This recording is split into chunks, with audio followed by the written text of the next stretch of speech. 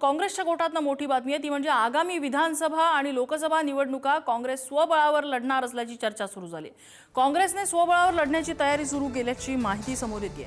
राष्ट्रवादीसह इतर कुठल्याही पक्षावर अवलंबून राहू नका, आघाडीच्या भरवशावर नाही तर स्वतंत्रपणे पक्षाची ताकद वाढवा असे प्रदेश काँग्रेसकडून स्थानिक पातळीवरती निरोप आल्याचं वृत्त एका इंग्रजी वृत्तपत्रातल्या आलेलं आहे आणि त्यामुळे साहजिकच खळबळ उडाली। तर पक्ष चालवण्यासाठी असं सांगावं लागतं असं अंबादास दानवे म्हणतात।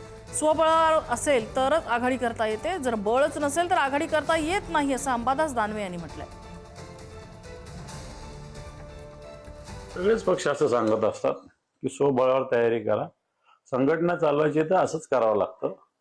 कोणताही पक्ष असं म्हणत नाही की आपण आता अलायन्स करू मग या जागा हे लढतील। ह्या गोष्टी शेवटपर्यंत स्वबळ असलं पाहिजे तरच अलायन्स करता येते, जर बळच नसेल तर अलायन्स करता येत नाही।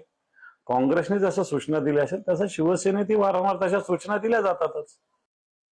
आता हे महानगरपालिकेची निवडणूक जर पाहिली मुंबईची, त्याने स्वबळावर लढवली।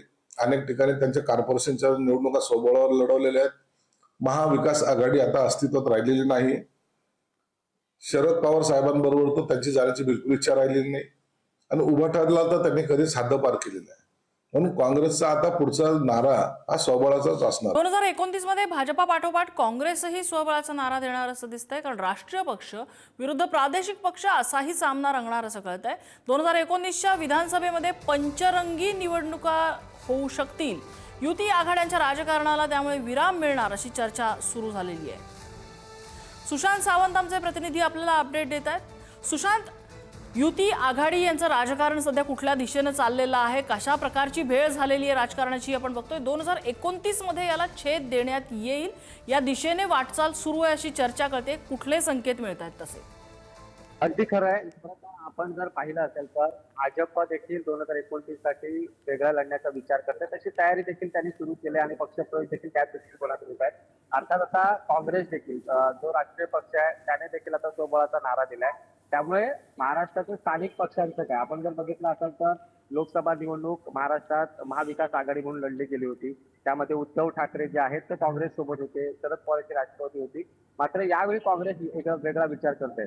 तर दुसरीकडे आपण जर पाहिलं असेल तर भाजप देखील या दृष्टिकोनातून भाजपमध्ये पक्षप्रवेश होत आहेत, ते भाजपने ज्या गोष्टी घडामोडी घडतायत त्यामुळे कुठेतरी भाजप देखील वेगळा मार्ग अवलंबण्याच्या विचारात आहे। त्यामुळे अर्थातच एक चर्चा सुरू झाली। अर्थात आपण जर नम्रता पाहिलं असेल तर मागील काही दिवसांमध्ये ज्या पद्धतीने महाराष्ट्राचं राजकारण बदलतंय, अर्थात सत्तेमध्ये सध्या युती आहे, त्यांची शिवसेना असेल, भाजप असेल आणि अजित पवार यांची राष्ट्रवादी।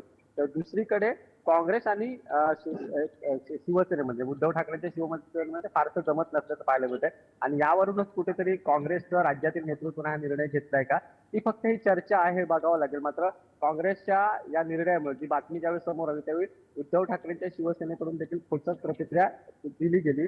अंबादास दानवेंची आपण प्रतिक्रिया ऐकली, जर बळच नसेल तर स्वबळ काय, यामुळे कुठे हा इशारा काँग्रेसला पुन्हा दिलाय का हे देखील बघणं तितकंच महत्त्वाचं ठरणार आहे। मात्र एक आहे नम्रता सांगण्यासारखं की जर दोन राष्ट्रीय पक्ष म्हणजे भाजप वेगळं लढलं, काँग्रेस वेगळं लढलं तर स्थानिक स्वराज्य जे स्थानिक पक्ष आहेत ते काही वेगळी मोड बांधणार हे देखील बघणं तितकंच महत्त्वाचं ठरणार। नम्रता, सुशांत, धन्यवाद या सगळ्या माहितीबद्दल।